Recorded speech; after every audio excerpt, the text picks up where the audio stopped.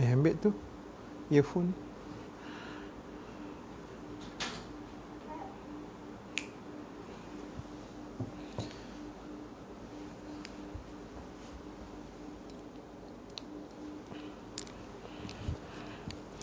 Bismillahirrahmanirrahim. Assalamualaikum warahmatullahi wabarakatuh. Al-Fatihah. A'udzubillahi minasyaitonirrajim. Bismillahirrahmanirrahim. Alhamdulillahi rabbil alamin. Ar-Rahmanir-Rahim. Maliki yaumiddin.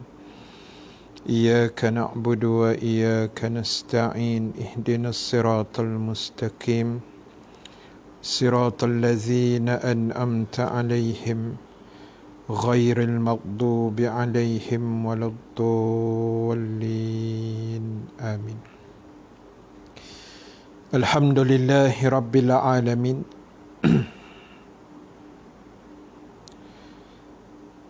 والعاقبة للمتقين ولا عدوان إلا على الظالمين. أشهد أن لا إله إلا الله وحده لا شريك له وأشهد أن محمدا عبده ورسوله. اللهم صل وسلم وبارك على سيدنا محمد صلى الله عليه وسلم wa ala alihi wa ashabihi ajma'in. Rabbana iftah bainana wa baina qaumina bil haqq wa anta khairul fatihin.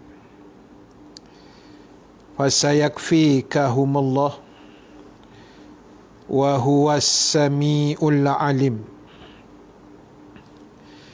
Amma ba'du. Muslimin dan muslimat, hadirin dan hadirat yang dirahmati Allah Subhanahu wa taala sekalian. Alhamdulillah taala, kita memanjatkan kesyukuran kehadrat Allah Subhanahu wa taala. Dengan keizinan daripadanya kita dapat sama-sama bertemu dan berhimpun sekali lagi pada malam ini. Mudah-mudahan pertemuan kita mendapat keberkatan, rahmat dan juga keampunan daripada Allah Subhanahu wa taala, insya-Allah.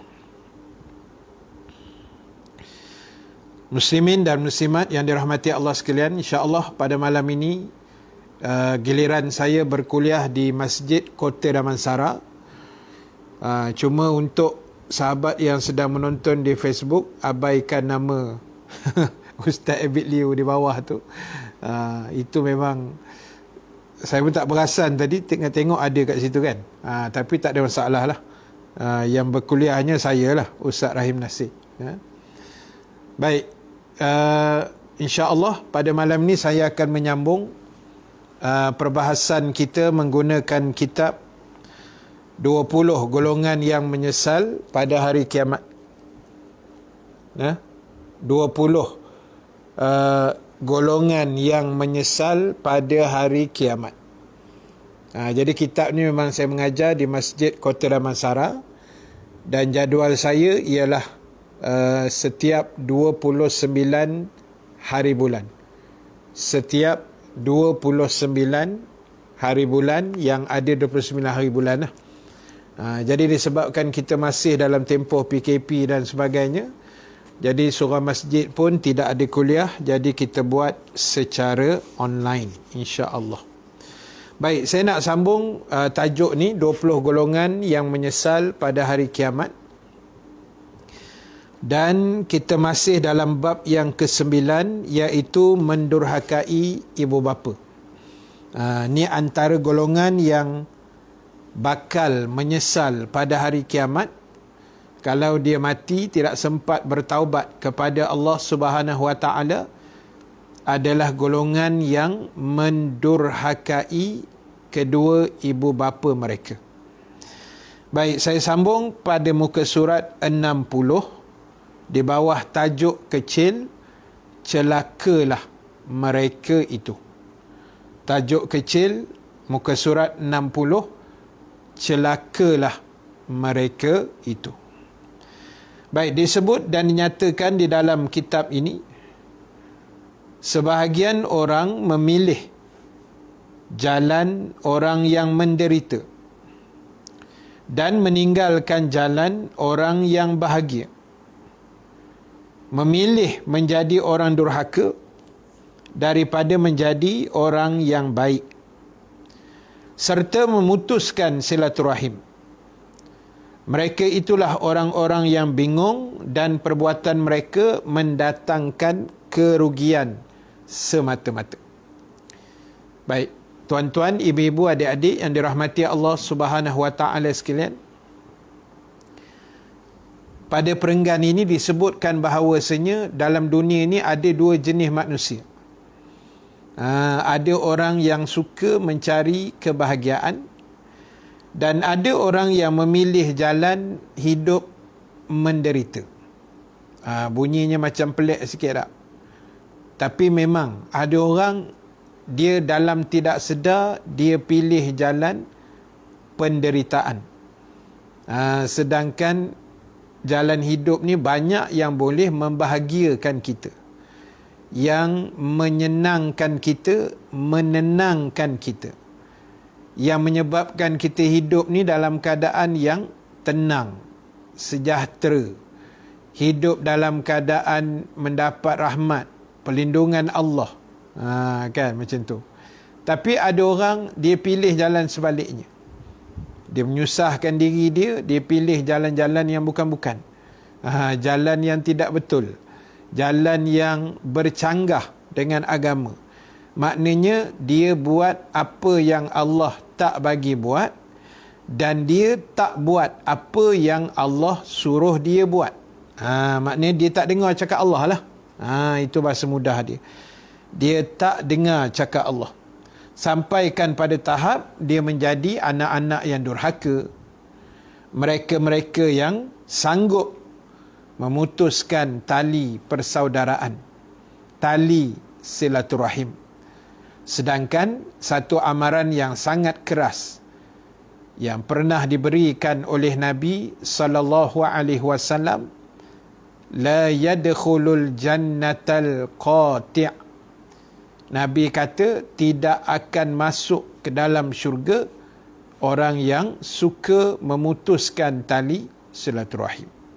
Suka nak cari balah dengan orang, suka nak bergaduh dengan adik-beradik, suka nak menyakiti hati orang tuanya, suka nak buat hati mak ayah dia terguris. Wal'ayazubillah. Jadi ada orang, kata penulis kitab ini, dia pilih jalan itu. Jalan itu yang dia pilih. Tak, dia pilih jalan pendurhakaan. Dan penulis ni sebut mereka inilah orang yang bengong. Nampak penulis pun geram juga. Orang yang bengong dan juga orang yang mendatangkan kerugian ke atas diri mereka. Jadi tuan-tuan, ibu-ibu, para sahabat yang dirahmati Allah Subhanahu wa taala sekalian, ini yang kita nak kena jaga baik-baik. Terlebih dahulu terima kasih pada semua sahabat-sahabat yang bersama malam ni di page Masjid Kota Damansara dan juga di ruangan TikTok. Jangan lupa kita share-sharekan kuliah kita malam ni. Dan kuliah kita pun tidak lama, antara maghrib ke isyak saja. Dekat nak isyak nanti saya akan berhentilah. Itu waktu yang diberikan kepada saya. Baik, jadi tuan-tuan, jangan kita pilih jalan yang merosakkan masa depan kita. Buat benda yang tidak berfaedah. Buat benda yang merugikan diri kita. Buat perkara-perkara yang agama tak suruh. Orang ni kadang-kadang yang tak disuruh itu dia suka buat. Yang disuruh dia tak buat. Nampak perangai manusia ni. Kan? Jadi kita tak nak hidup kita mengalami kerugian yang amat sangat. Kita tak nak hidup kita ni sia-sia. Dahlah kita kena faham hidup di dunia ni waktunya singkat. Waktunya pendek, tempohnya tidak lama. Jadi kalau kita sia-siakan, alangkah ruginya. Sedangkan di akhirat besok, kehidupan yang sangat panjang, yang tidak ada titik noktahnya. Wal akhiratu khairun wa abqa. Allah Ta'ala sebut dalam Quran, dan akhirat itu adalah lebih baik dan lebih kekal. Akhirat itu dipanggil negeri yang kekal abadi. Dunia ni sementara saja. Ya, dunia ni sementara saja. Jadi rugilah sangat kalau kita main-main atas dunia. Kalau kita tak ambil peduli apa yang ajaran agama ajar pada kita. Kalau kita tak ambil kisah apa tanggungjawab kita sebagai seorang Islam, ini akan merugikan diri kita sendiri. Boleh dapat ya? InsyaAllah. Baik, sambung bacaan. Apa beratnya bagi anda untuk bersilaturahim? Ditanya soalan oleh penulis kitab ini. Dia kata, berat sangat ke silaturahim ni? Susah sangat ke nak bersilaturahim? Susah sangat ke nak tunjuk akhlak yang baik? Kita nak mengeratkan hubungan adik-beradik. Kita nak jaga hubungan dengan mak ayah. Kita nak berbaik dengan jiran. Question mark dia, soalannya ialah, susah sangat ke? Penulis kitab ni tanya. Nah, dia kata susah sangat ke kita nak menghubungkan silaturahim? Susah ke kita nak jaga tali persaudaraan itu? Yang sampai ramai orang tak nak buat dah. Kenapa? Sebab dia ada ego, dia ada rasa kesombongan, dia ada rasa dialah hebat berbanding orang lain. Itu penyakit semua tu. Jadi sebab itulah tuan-tuan, ibu-ibu sekalian, ambil pada soalan tadi, susah sangat ke bagi anda untuk bersilaturahim? Jawapan dia tak susah mana pun. Tak. Apa yang agama suruh kita buat ni sebenarnya tak susah. Tapi kita yang kadang-kadang menyusahkan benda tu. Benda jadi senang, kita susahkan. Sebab apa jadi susah? Sebab tidak ada sandaran ilmu. Kan? Sebab tak ada asas ilmu yang betul, hak tu nak jadi susah. Tak. Kita nak solat, umpamanya mesti ada wuduk. Tak kiralah solat fardu, solat sunat, solat jenazah, kena ada wuduk. Islam itu indah kan? Senang. Islam itu indah. Mudah. Inna dina yusrun. Nabi kata sesungguhnya agama itu senang. Mudah sangat sebenarnya. Tapi kita yang menyusah-nyusahkan diri. Kita yang menyusahkan diri kita. Sebab itu kena belajar, kena ada ilmu, kena rajin-rajin lah dengar-dengar kuliah macam ni kan. Dengan dengar saja kita amalkan, kita praktikkan, kita cuba berkongsi-kongsi ilmu sama-sama. Mana ada ilmu kita share, jangan kedekut.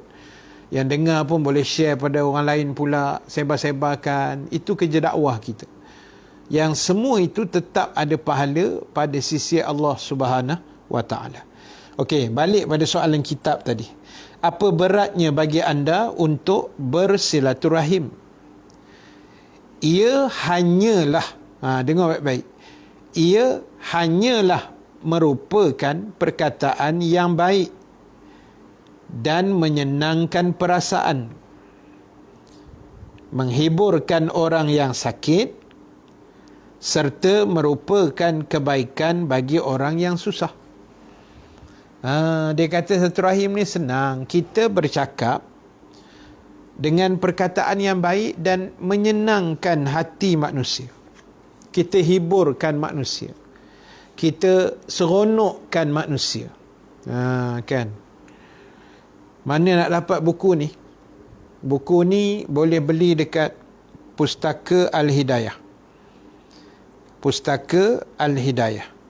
Ataupun tuan-tuan boleh buka laman web www.hidayah.com.my. Cuba tengok dalam tu, kok boleh beli online. Ustaz beli dekat kedai dia lah. Kedai dia dekat Batu Cave. Dia punya kedai besar pejabat dia dekat Batu Cave. Jadi siapa nak beli boleh try tengok laman web dia lah, www.hidayah.com.my. InsyaAllah. Harga dia pun tak mahal pun, RM9 je. Semenanjung Malaysia RM9. RM9. Kita nak sembahyang jenazah kena ada wuduk.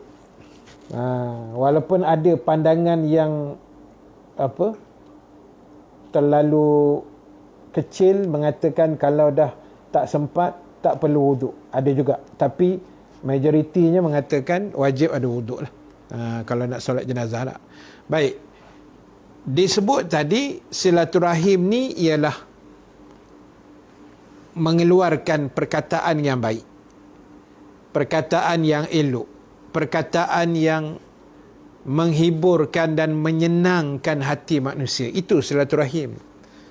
Mana mengeratkan lagi, bukan orang kata mengeruhkan keadaan.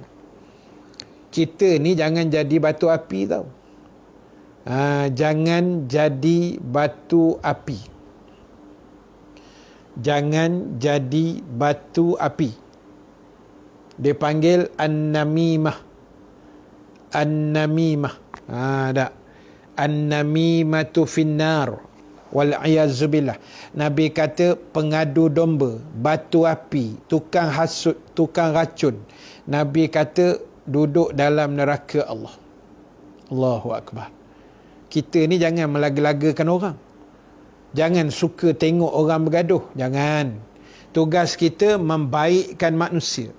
Tugas kita mengeratkan hubungan silaturahim, hubungan keluarga, hubungan mak ayah, hubungan anak dengan mak ayah, hubungan birah dengan menantu, besan dan sebagainya. Biar kita ni jadi orang tengah yang mencantikkan hubungan itu, bukan merosakkan. Hari ini ramai orang cuba nak jadi hero, sebenarnya dia merosakkan hubungan. Memecah belahkan darah daging, memporak-perandakan keluarga dia sendiri. Jangan tuan-tuan. Jangan jadi batu api, tukang porak-peranda begitu. Allah tak suka. Kan? Disebut nanti sebagai orang yang an-namimah. Allahu Akbar. Terima kasih Pak Ngah. Lama tak jumpa, lama tak menyembang. Jadi terima kasih gift tu. Cukup Pak Ngah. Baik, jadi tuan-tuan, ibu-ibu sekalian, menyambung silaturahim ni, kita cakap benda baik, kita bertanya khabar, kita bermesej, kita berwhatsapp. Kan sekarang dah canggih semua, WhatsApp, Telegram, Instagram, Hapagram semua tu kan. Gunakanlah. Video call. Tapi hari ni video call ni banyak diguna untuk panggilan terakhir untuk keluarga yang hampir meninggal dunia di hospital sebab COVID kan. Kesian kita tengok. Allahu Akbar. Jadi tuan-tuan, ibu-ibu sekalian, ini kita nak kena jaga silaturahim. Yakin dan percayalah, orang yang menghubungkan silaturahim ini, dia sebenarnya telah menghubungkan satu benda yang sangat besar, yang sangat disukai oleh Allah. Yang sangat disukai oleh Allah. Sebab itulah tugas kita berat sebenarnya. Tugas kita kena mengaji, kena ada ilmu supaya kita tahu apa yang kita buat, yang mana boleh buat, yang mana tak boleh buat, yang mana elok ditinggalkan, dan sebagainya. Kena belajarlah. Kena rajin menuntut ilmu. Waalaikumsalam warahmatullahi pada semua sahabat yang baru masuk, yang menyapa.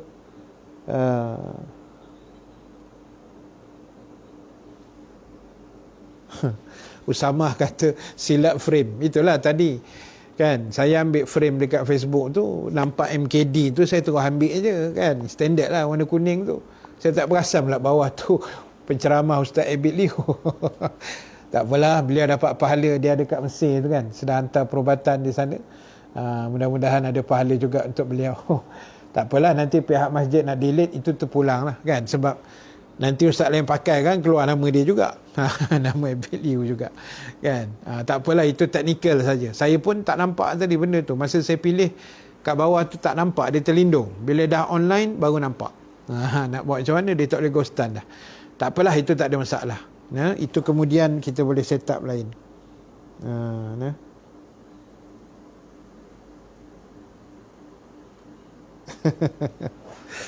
Cikgu Adi, itulah nama baru Ustaz Abid Liu Nasir. Cikgu Adi ni macam-macam kerja dia. Jadi teknikal abaikanlah. Geng-geng Facebook sila abaikan. Pandanglah wajah saya sebagai Rahim Nasir, bukan Abid Liu.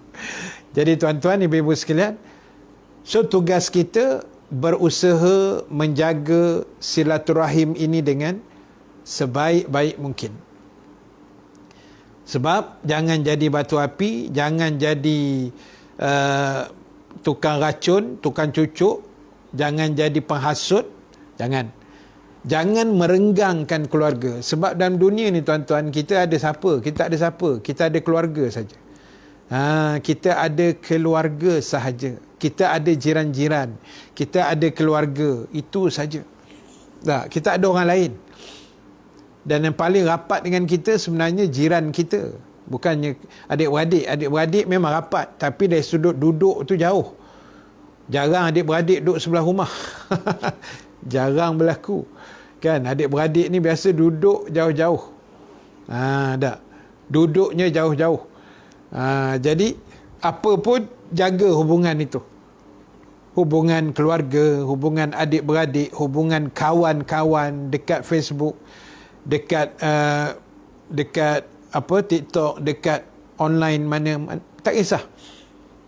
Jiran saya tak pernah bertegur siapa. Kalau jumpa tegur, dia jangan tak tegur tu sebab bergaduh. Kalau tak tegur sebab tak jumpa, tak apa. Kan? Tapi bukan tak bertegur sebab bergaduh. Tu tak boleh lah. Kita dengan jiran ni jangan bergaduh kan? Bergaduh pun sehari dua sudahlah. Macam tu tak.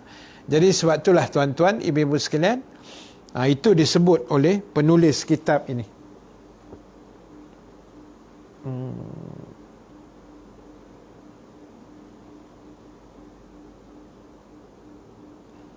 Okey.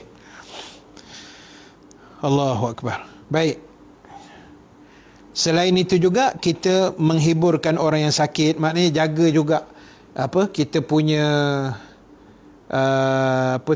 kita punya hubungan dengan mungkin adik-beradik kita yang sedang sakit kan. Itu juga kita ziarah dia atau tanya khabar dia, itu juga menghubungkan silaturahim. Dah sekarang ni dah payah nak ziarah kan, sebab PKP, lepas ni nak lockdown dan sebagainya. Jadi menyebabkan hubungan tu terbatas. Tapi kita boleh guna kaedah lain, WhatsApp, video call dan sebagainya. Jadi sebab itulah, apa yang paling penting ialah kefahaman kita dan macam mana kita nak jaga hubungan baik ini, termasuklah dengan orang yang sakit, orang yang bermusafir, orang yang memang berjiran dengan kita, mak ayah kita sendiri, adik-beradik kita sendiri. Jadi sebab itulah tugas kita adalah bantu manusia. Macam mana jiran, jiran bila diajak makan kenduri kat rumah, dia tak mau datang. Tak mau datang, itu hak dia kan. Yang penting kita dah ajak, dia datang tak datang tu dia punya pasal kan. Tapi dari segi hukum, yang wajib datang kenduri kahwin. Lain daripada kenduri kahwin, kata ulama, tidak wajib. Macam tahlil ke, kenduri akikah ke, itu semua tak wajib lah. Tak wajib datang. Kalau kita jemput, orang tu datang, alhamdulillah. Kalau orang tak datang pun tak apa. Tapi ulama kata kenduri kahwin tu wajib datang. Itu pun ada perbahasan lain lah. Itu cerita lain. Cuma asasnya begitu. Baik. Jadi subhanallah, dia kata. Kita sambung kitab. Subhanallah. Rasulullah sallallahu alaihi wasallam telah memperingatkan agar tidak durhaka kepada orang tua. Benda ni Nabi dah ingat 1400 tahun dulu. 1400 tahun dulu Nabi dah peringatkan kita tentang jangan durhaka kepada kedua ibu bapa, kedua orang tua kita, termasuk mertua juga kalau kita dah kahwin. Di mana Rasulullah sallallahu alaihi wasallam telah bersabda dalam sepotong hadis yang bermaksud, mahukah aku beritahu mengenai dosa besar yang paling besar? Dan baginda mengulangnya sebanyak 3 kali. Nabi kata, nak tak aku beritahu tentang dosa besar yang paling besar? Nabi ulang tu, ayat tu Nabi ulang 3 kali. 3 kali. Ustaz, kalau kita tak solat tapi kita hormat mak ayah, itu 2 benda yang berbeza. Hormat mak ayah itu satu benda kewajipan. Tak solat berdosa. Dia yang cantik, kita solat dan hormat mak ayah kita, itu yang lagi terbaik. Solat jangan tinggal tuan-tuan. Kok mana pun nakal kita ke, degil kita ke, jahat kita ke, solat jangan tinggal. Itu asas. Kan, solat tu tiang agama, jangan tinggal. Kalau tinggal yang tu, lain semua habis. Jahannam. Kan? Sebab itu kena dirikan solat, kena taubat dan sebagainya lah. Kan? Kalau tidak, sia-sia. Kita hormat mak ayah kita tu tak ada makna. Sebab solat kita tinggal. Sebab solat tu tiang agama yang menegakkan agama. Faman aqamaha faqad aqamaddin. Siapa yang mendirikan solat, Nabi kata dia menegakkan agamanya. Wa man tarakaha, siapa yang meninggalkan solat, faqad hadamaddin, dia telah meruntuhkan agamanya. Boleh dapat insya-Allah. Baik. Lalu Nabi ulang 3 kali, apakah dosa yang besar, yang paling besar? Lalu sahabat menjawab, nak ataupun tentu wahai Rasulullah. Maksudnya, nak tahu wahai Rasulullah, apa dia dosa besar tu? Kami nak tahu. Lalu Nabi bersabda, itulah orang tua. Maknanya derhaka pada mak ayah. Ini dosa besar tuan-tuan, bukan benda kecil, bukan boleh buat main-main. Allahu Akbar. Ini dosa yang sangat besar. Saat itu baginda sedang berdiri bersandar. Nabi berdiri sambil bersandar kat tiang. Kemudian baginda duduk dan melanjutkan sabdanya. Ketahuilah, kata Nabi, dan perkataan bohong dan kesaksian yang palsu. Baginda terus menerus mengulanginya sehingga kami berkata bersama kami, semoga baginda diam. Allahu Akbar. Antara dosa besar sekali durhaka mak ayah. Nabi ulang 3 kali. Kemudian Nabi sambung pula selepas itu, dosa besar lagi, bercakap bohong, menipu, kaki kencing. Kaki kencing.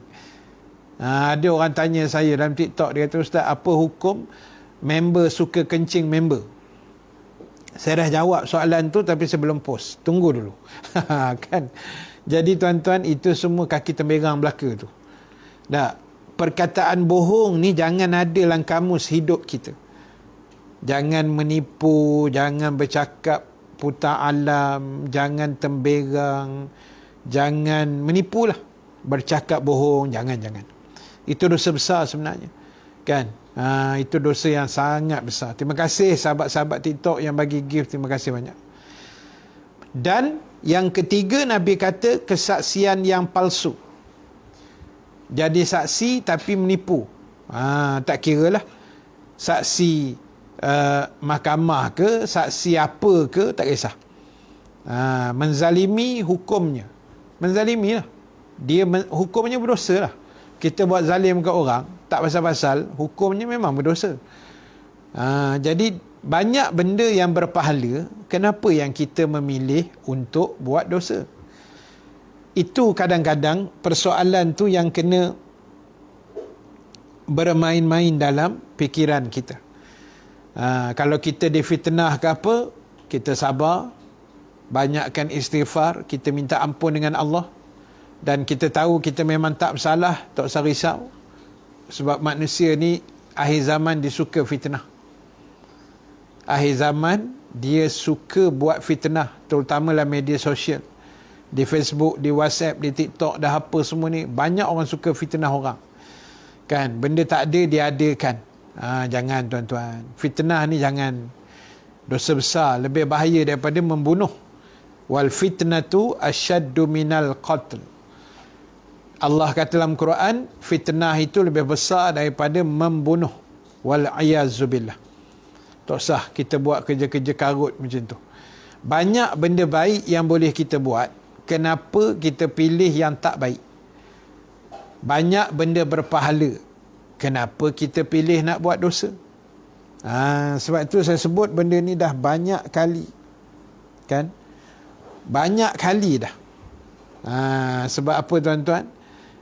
Hidup kita ni sebenarnya adalah terpaksa memilih.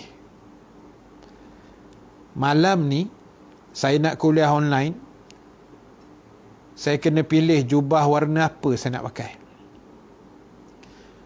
Saya kena pilih. Saya nak duduk di kerusi yang mana satu dalam rumah saya. Kena pilih. Tuan-tuan pun kena pilih malam ni nak dengar kuliah saya ke nak merayau tengok video-video lain. Kena pilih. Kan? Kita sarapan pagi besok pun kena pilih. Kan? Jadi tuan-tuan ibu-ibu sekalian, Wan punya soalan tu pun Ustaz ada jawab dah.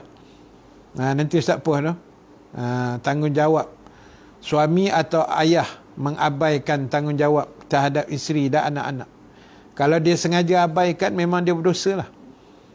Kan? Dia sengaja abaikan, memang dia berdosa. Sebab bila kita dah berkahwin, kita ada tanggungjawab terhadap isteri untuk permulaan. Sebab masa tu belum ada anak kan, baru kahwin.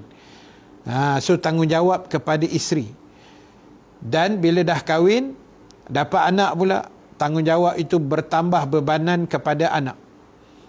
So tanggungjawab suami atau ayah adalah mendidik anak-anak dengan didikan agama yang paling sempurna yang dia mampu. Kalau tak mampu, ulama kata dia kena panggil ustaz datang rumah tolong ajar anak-anak dia kalau dia tak reti. Sampai tahap macam tu.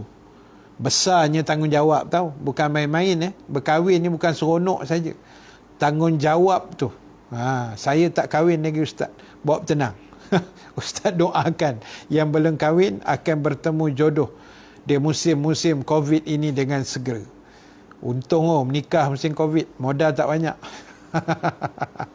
Tapi kemeriahan dia kurang sikit lah kan. Modal tak banyak lah, tapi kemeriahan dia kurang sikit.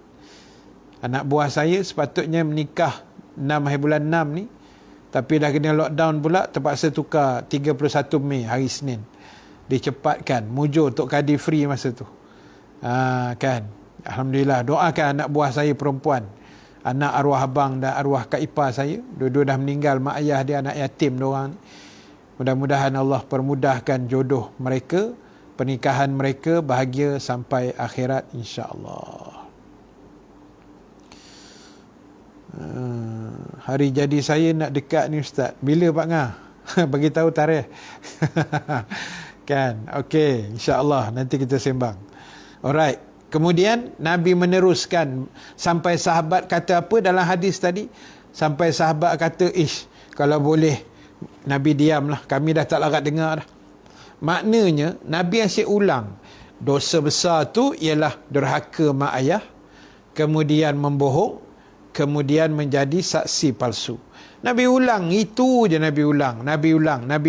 Sampai ibaratnya sahabat dah tak larat nak dengar. Sampai sahabat kata dalam hati, berkata mereka sama mereka, kalau boleh Nabi diam, cukuplah tu. Macam tu tak? Sebab apa Nabi ulang? Sebab Nabi nak gambarkan besarnya dosa itu. Besarnya dosa itu. Sebab itu hidup ni saya kata kena pilih tuan. Besok sarapan pagi kena pilih. Kan, kena pilih. Kita nak roti canai ke bihun ke nasi lemak, kena pilih. Lemang ada lagi lemang ke dah habis. Tak. Jadi kena pilih tuan. Kita makan tengah hari besok, kena pilih. Bangun pagi besok nak sembahyang subuh, kena pilih baju apa nak pakai. Hidup ni kena memilih sebenarnya. Terpaksa buat pilihan. Jadi pilihan depan kita ni ada dua saja. Imma syakiran wa imma kafura. Sama ada kita pilih jalan yang betul, jalan Islam yang lurus, kita pilih jadi hamba Allah yang bersyukur, atau wa imma kafura, atau kita jadi hamba yang kufur, yang degil, yang melawan, yang tak dengar cakap, yang engkar. Boleh dapat? So maknanya kena pilih yang jalan yang betul lah. Banyak benda pahala, jangan dipilih dosa tuan-tuan. Benda pahala banyak tuan-tuan dalam hidup ni. Jangan dipilih dosa tu. Benda pahala sangat banyak. Jadi sebab itulah Nabi ulang-ulang tadi, sebab Nabi nak ingatkan kita besarnya dosa itu. Okey. Hadis yang terakhir, sebab kita ada masa singkat sangat. Waktu 8.37. 8.36 saya akan berhenti. Sebab saya diarahkan untuk berhenti sebelum azan Isyak. Itu yang pihak masjid letak aturan dia. Baik, satu lagi hadis sebelum tajuk baru tu kita sambung 29 Jun insya-Allah. Mudah-mudahan. Dan diriwayatkan dari Abdullah bin Umar bin Al-As radhiyallahu anhu, daripada Nabi SAW, baginda bersabda, di antara dosa besar adalah jika seorang mencerca kedua orang tuanya. Antara dosa besar, kita mencerca. 8 minit saja lagi Ustaz. Baik, terima kasih. Kita mencerca kedua orang tua kita. Pelik bunyi dia.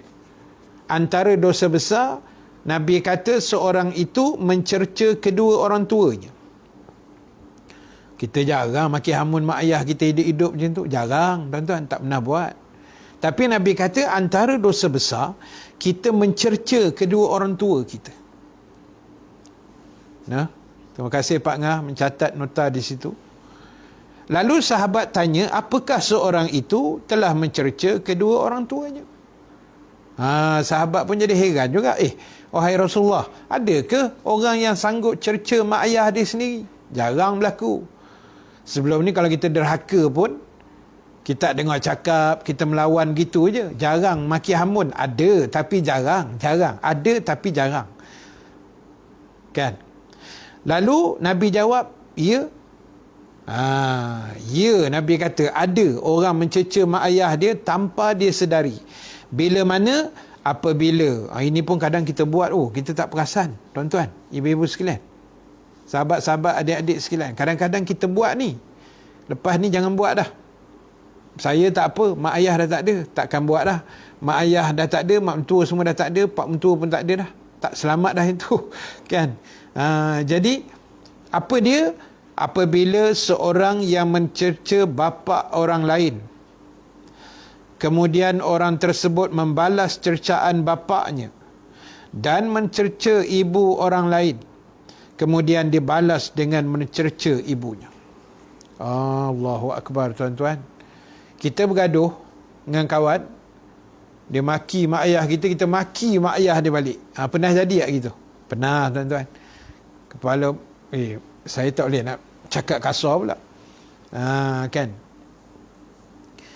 Jadi tuan-tuan, ibu-ibu sekalian, kalau itu pernah berlaku, kita minta ampun balik dengan Allah, kita bertaubat balik. Kita istighfar balik. Betul Pak Ngah, kita apabila seorang mencerca ibu bapa orang lain dan mereka mencerca semula ibu bapa kita. Allahu Akbar. Jangan tuan-tuan. Mana kita balas balik. Kan? Dia kata, kepala otak mak ayah engkau lah. Contoh gitulah kan. Contoh. Orang kata apa, main mak ayah ni kan. Sebut-sebut mak ayah kan. Kita pantang kita orang sebut mak ayah kita ni. Kita pun rembat balik, balas balik. Itulah sebenarnya Nabi kata, kamu tidak sedar, kamu telah mencerca ibu bapa kamu sendiri. Allahu Akbar. Zaini Nasri, saya baca komen sikit.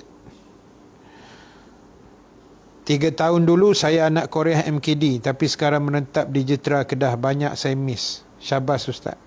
Alhamdulillah. Zaini dah jadi orang Kedah, orang Jitra. Tak apa. Sekarang ni kita duduk mana pun tak ada masalah, kan? Kita ada kelas online. Masjid Kota Damansara pun buat tiap-tiap malam kuliah maghrib. Tuan-tuan boleh like page Masjid Kota Damansara. Satu je page dia, itulah page dia, tak ada page lain. Masjid Kota Damansara. Boleh like page masjid, dan tiap-tiap malam kita ada buat online mengikut jadual yang ditetapkan. Tapi setiap malam ustaz yang berbeza-beza lah, kan, yang berbeza-beza. Baik, saya pernah cakap dengan mak saya perkataan kasar, sampai sekarang rasa tak tenang ustaz. Nak minta maaf tapi mulut apa tu, terasa berat. Itulah, kena minta maaf lah, kan, baru hati kita tenang. Sebab dengan mak ayah ni jangan main. Allah bayar cash, Allah bayar COD tuan, cash on delivery, tahu. Jangan buat main dengan mak ayah ni. Kalau dia kata janganlah. Kalau kita langgar juga, masuk bawah lori lepas tu. Kan? Jangan tuan-tuan. Itu pengalaman kita juga. Kita pun dulu nakal, kita pun dulu degil, kan. Jadi sebab itulah tuan-tuan, terima kasih Yuha Ismail, Kak Sabaria, semualah, Usama, Lan Bono, Pak Din, Taman Botani Ipoh. Terima kasih banyak. Baik, jadi tuan-tuan, itu yang Rasulullah sebut. Maknanya apa? Jangan kita balas balik cacian orang terhadap mak ayah kita. Macam mana kalau yang buat jahat dengan kita? Macam mana kalau mak yang buat jahat dengan kita? Mak berdosa lah. Kalau orang tua pula yang buat naya ke anak dia, orang tua berdosa lah, kan? Tapi risiko tu jarang berlaku. Benda macam tu jarang berlaku. Yang berlakunya anak kepada mak ayah. Anak yang buat dajal, anak yang buat durhaka kepada mak ayah. Jarang mak ayah mendurhaka pada anak. Jarang dengar istilah tu. Jarang mak ayah buat jahat pada anak. Adalah barangkali, tapi tak banyak kot, kan. Maknanya kalau diorang buat, diorang berdosa lah. InsyaAllah Roy, kita doakan mudah-mudahan ringan mulutnya untuk mohon maaf dengan ibunya. Kita kena buat sebelum mak ayah kita tak ada, kan. Esok dah tak ada, kita akan menyesal. Jangan kita sampai menyesal yang tidak ada gunanya lagi, insya-Allah. Baik, jadi tuan-tuan, ibu-ibu sekalian, itu yang saya nak share sedikit pada malam ini dalam sedikit ruang masa yang ada ini. 8.35 dah, lagi 2 minit nak azan. Jadi insya-Allah sebagai kesimpulan terakhir untuk malam ni, yang pertama sekali tuan-tuan, semua kalangan kita kena mengaji, kena kuliah, kena cari ilmu, kena tadah kitab, dengar ceramah online, tengok video-video agama, abaikan yang lara-lara, yang sia-sia tu tinggalkanlah, ya. Yang kedua, tuan-tuan, kita kena beramal dengan penuh keikhlasan kepada Allah Subhanahu Wa Taala. Mudah-mudahan Allah beri kebaikan pada kita dunia dan akhirat, insya-Allah. Yang ketiga, jangan jemu cari ilmu apa cara sekalipun, dan buatlah semuanya dengan niat yang ikhlas kerana Allah Subhanahu Wa Taala, insya-Allah. Amin ya rabbal alamin. Baik, terima kasih banyak-banyak pada semua yang bersama pada malam ini di Facebook, di TikTok. Terima kasih banyak.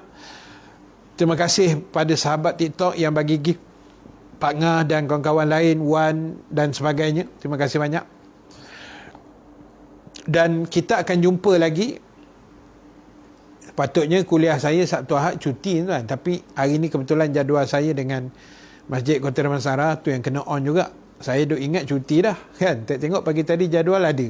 Tu yang kena on malam ni. Dan insya-Allah kita jumpa hari Senin balik. Hari Senin kuliah saya di Facebook audio kuliah dan juga di TikTok Ustaz Bambam, insya-Allah. Kita sambung hari Senin, Selasa, Rabu, Khamis, Jumaat pukul 8 malam. Lepas maghrib kita akan sambung balik pengajian kita lah, insya-Allah.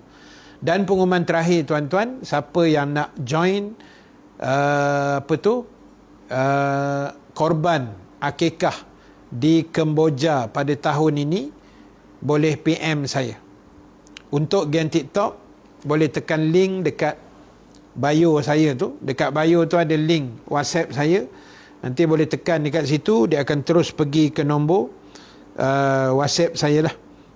Jadi siapa nak join, dipersilakan. Ya, untuk korban akikah di Kemboja. Harganya RM360 sahaja satu bahagian, dan 360 tu RM10 kita asingkan untuk bantu sekolah tahfiz juga di Kemboja. Yang itu kita wawarkan secara terang-terangan lah. Kita bagi tahu siap-siap, dipotong RM10 daripada 360 tu untuk diinfakkan pada sekolah tahfiz di Kemboja. Alright, siapa nak join? Untuk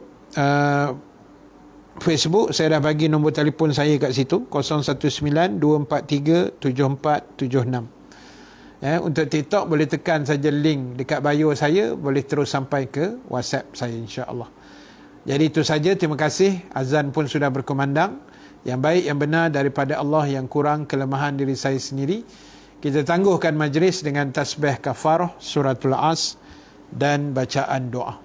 Subhanakallahumma wa bihamdika, nashhadu an la ilaha illa anta, nastaghfiruka wa natubu ilaik. Bismillahirrahmanirrahim. Wal asri innal insana lafi khusr illa allazina amanu wa amilus salihat wa tawasaw bil haqq wa tawasaw bis sabr. Bismillahirrahmanirrahim. Alhamdulillahi rabbil alamin. Wassalatu wassalamu ala asyrafil anbiya'i wal mursalin Sayyidina Muhammad wa ala alihi wa sahbihi ajma'in. Allahumma ja'al jam'ana haza jam'an marhuma wa tafarruqana min ba'dihi tafarruqan ma'suma wa la taj'alillahumma fina syaqiyyan wa la mahruman wa la matruda. Allahumma zakkirna ma nasina وعلمنا ما جهلنا يا أرحم الراحمين. وصلى الله على سيدنا محمد وعلى آله وصحبه أجمعين والحمد لله رب العالمين. Baik, jangan lupa lepas ni kita solat isyak. Jangan tinggal pula. Jangan tinggal solat isyak. Lepas ni kita terus solat isyak, barulah kita buat aktiviti yang lain, insya-Allah. Assalamualaikum warahmatullahi taala wabarakatuh. Bye bye.